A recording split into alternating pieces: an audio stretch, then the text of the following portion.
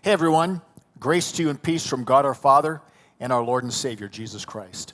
Pastor Tim here. It's good to be back with you. Jan and I have been on vacation for the last couple weeks, and so Pastor Josh has been filling in the whole service and done a great job, but it is nice to be back with you today.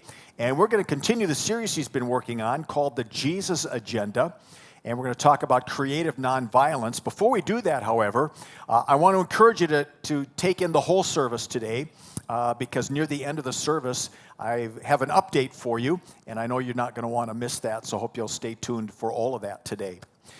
So Philip Yancey, in his book, What's So Amazing About Grace, tells a story about a black woman back in the 1960s who went out for a walk in her neighborhood one day with her children when a white man walked up and intentionally spit in her face. Now, I'm a white guy, and I've not had anything anywhere near that kind of an experience where someone intentionally walked up to me to express contempt in my face. But I have a visceral response to that story, as I'm sure that you do as well. Because we all know that to spit in someone's face is a universal sign of disdain and contempt. So what would you have done if that had been you? Would you have spit back? Would you have pushed the man? Would you have yelled at him? Would you have taken some sort of retribution on him? What would you have done? Now, it's important to remember that back in the 1960s, this woman had no power at all. She was a black woman. And if she had retaliated in any way, shape, or form, she would have been the one to suffer the consequences. So what could she do? Well, what she did was shocking. She said to the man, "Thank you. Now, would you please do the same thing to my children?"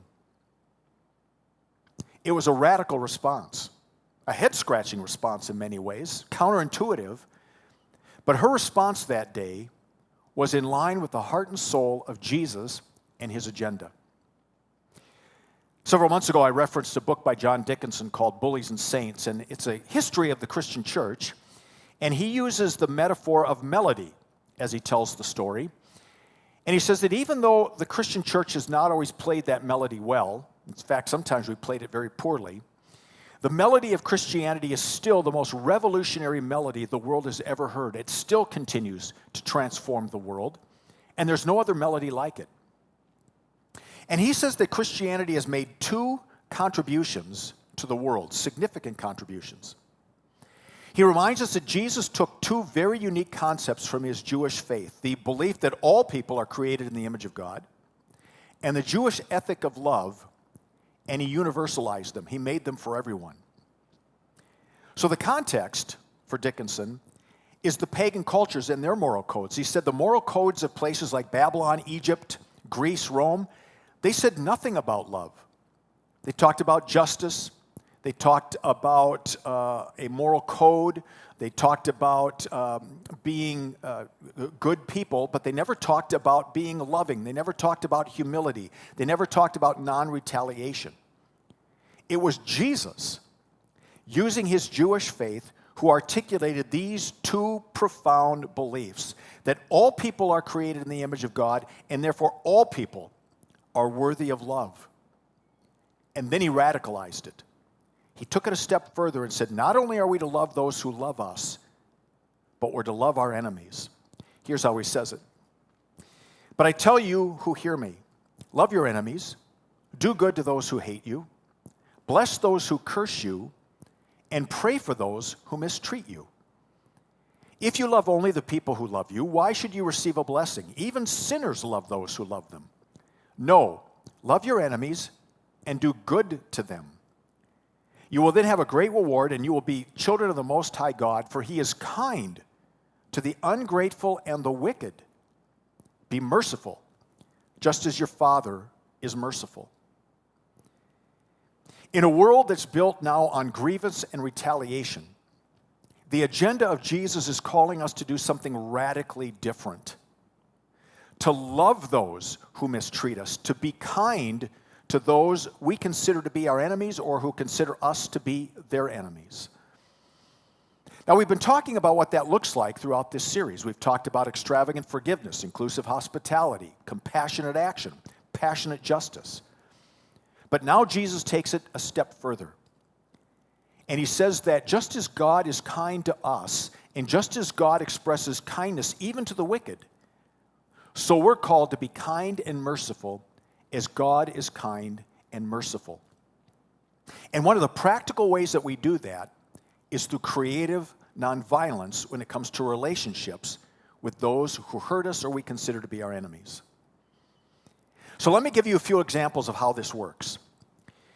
I mentioned earlier the story about the black woman who was spit upon by this man.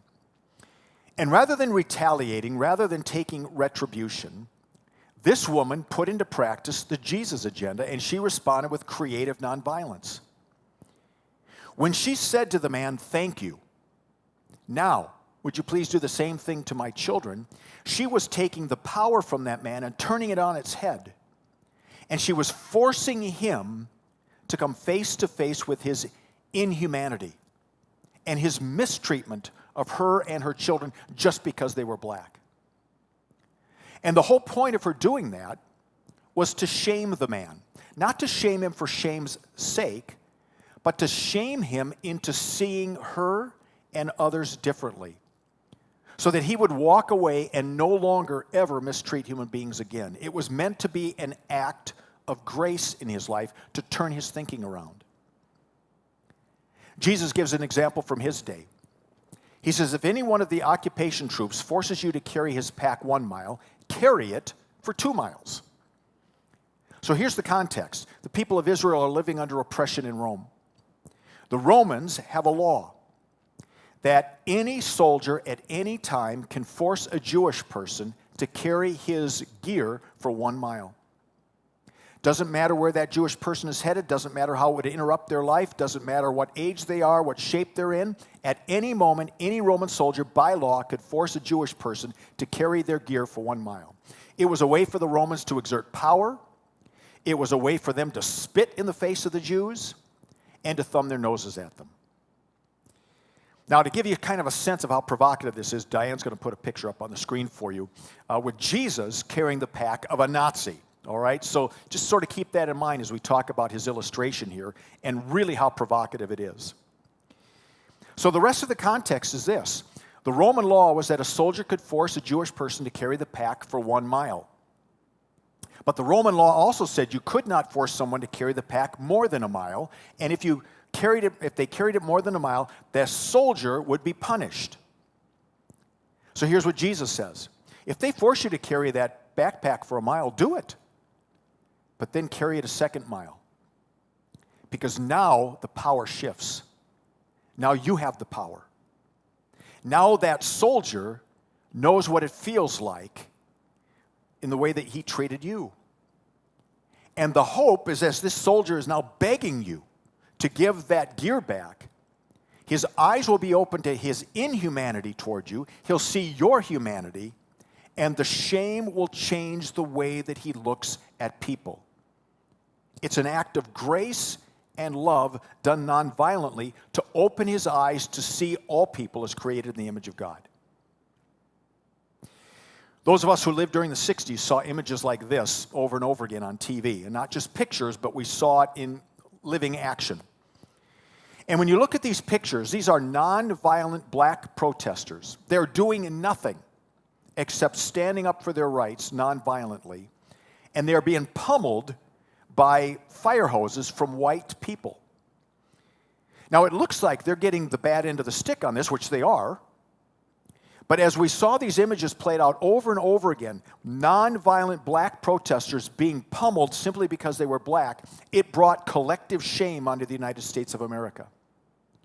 And it began to change the way we saw race relations. We saw our inhumanity as white people. We saw the humanity of black people, and we began to create new laws that had to do with limiting racism in our country. Now, we have to say that racism is a monster that doesn't die easily. And it's hard to believe that we're in 2024 and we still see so much of it, and that's why we need to continue the good work of seeing the dignity of all people and loving all people and treating them with respect. 2,000 years ago, when the forces of evil, through the political powers and the religious powers of the day combined, they nailed Jesus to the cross as an act of power. And Jesus took that power back when on the cross he said, Father, forgive them because they don't know what they're doing, exposing their inhumanity, bringing them to shame for what they were doing, and seeing the heart of God who values all human beings. And in the story, there's a Roman soldier who's watching all of this, representing Rome in the story, and he said, this man was innocent. And the word's not written, this is inhumane. We can't keep doing this. Forgiveness needs to be the answer. You see, what nonviolence does, it's not an act of weakness, it's not an act of acquiescence. It's a powerful act of grace. It takes power and turns it on its head so that those who are treating us inhumanely can see just how inhuman they are. So they can see our humanity and begin to live differently, to treat others as the image of God and love them accordingly. As Dr. Martin Luther King says it, hate cannot drive out hate, only love can do that. So what does this mean for us? Most of us are not going to have someone walk up and spit on our faces. We're not going to have a soldier force us to carry their gear for a mile. But we're going to be in the situations where there'll be times when people treat us with contempt, when people embarrass us. And so I want to give you a concrete example. I hate to be a Debbie Downer, but right now, we are in the middle of a presidential election. And if this election is anything like 2016 and 2020, this is going to be a traumatic 9 months in our country. We're going to have politicians running for office on both sides of the aisles who will not talk about policy, who will not talk about problem solving. They'll just throw out bombs of grievance and outrage in order to create enemies of the other side. And so this is going to be an election that will tear this country apart. It's already started to once again. It's going to destroy families. It's going to rip friendships apart. It's going to divide churches. Unless Christians, Republicans, Democrats, Independents, unless Christians, conservatives, and progressives decide that this year, no matter how we vote, we're going to live out the Jesus agenda. And we're going to treat the other side politically with dignity and respect and with conversation. So how can we do that? Let me give you 3 ways. First, from Proverbs chapter 15.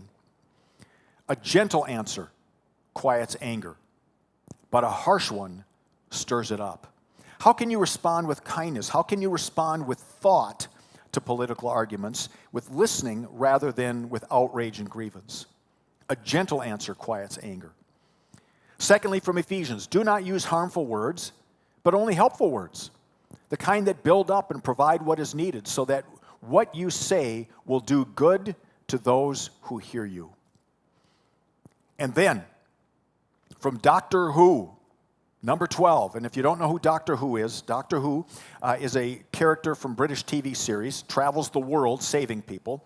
And in this particular episode, he is trying to save a village from destruction. He needs the help of 2 of his enemies. And in trying to convince them to help, he says this, winning? Is that what you think it's about? I'm not trying to win. I'm not doing this because I want to beat someone or because I want to blame someone.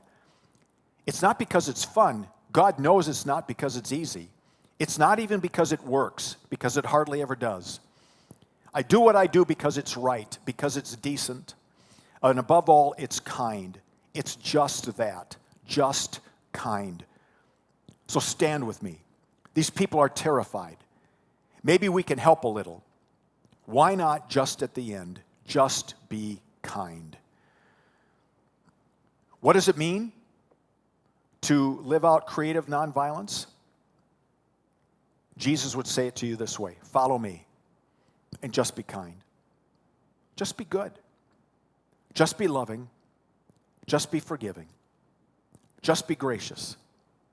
Just be kind.